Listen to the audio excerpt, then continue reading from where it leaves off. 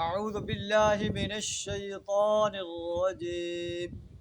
بسم الله الرحمن الرحيم.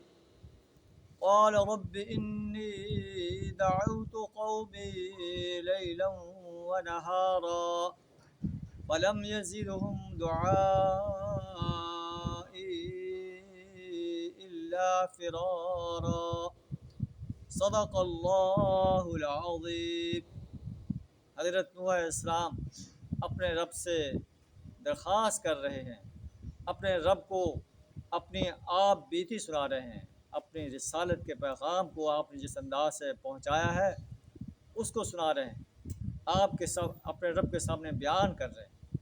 آپ فرماتے ہیں اے میرے رب، میں نے اپنی قوم کو رات اور دن میں دعوت دی، لیکن میری قوم نے میری پکارنے میں فرار ہی میں اضافہ کیا. وہ میری دعوت سے فرار اختیار کرتے رہے، اور جب بھی میں نے انہیں بلایا کہ تو انہیں بخش دے، انہیں اپنے انگلیاں اپنے کانوں میں ٹھونس دی اور اپنے کپڑوں سے اپنے منہ کو ڈھانک لیا، اپنی روش پر اڑ گئے. واستکبر استکبارا، اور بڑا تکبر کیا. ثم انی دعوتہم جہارا، پھر میں نے ان کو ہاں کے پکارے دعوت دی، پھر میں نے علانیہ بھی ان کو تبلیغ کی اور چپکے چپکے بھی سمجھایا. میں نے انہیں کہا استغفروا ربکم، اپنے رب سے بخشش طلب کرو، اپنے رب سے معافی مانگو، وہ بخشنے والا ہے. یرسل السماء علیکم مدرارا، تو تم پر آسمان سے بارشیں برسائے گا.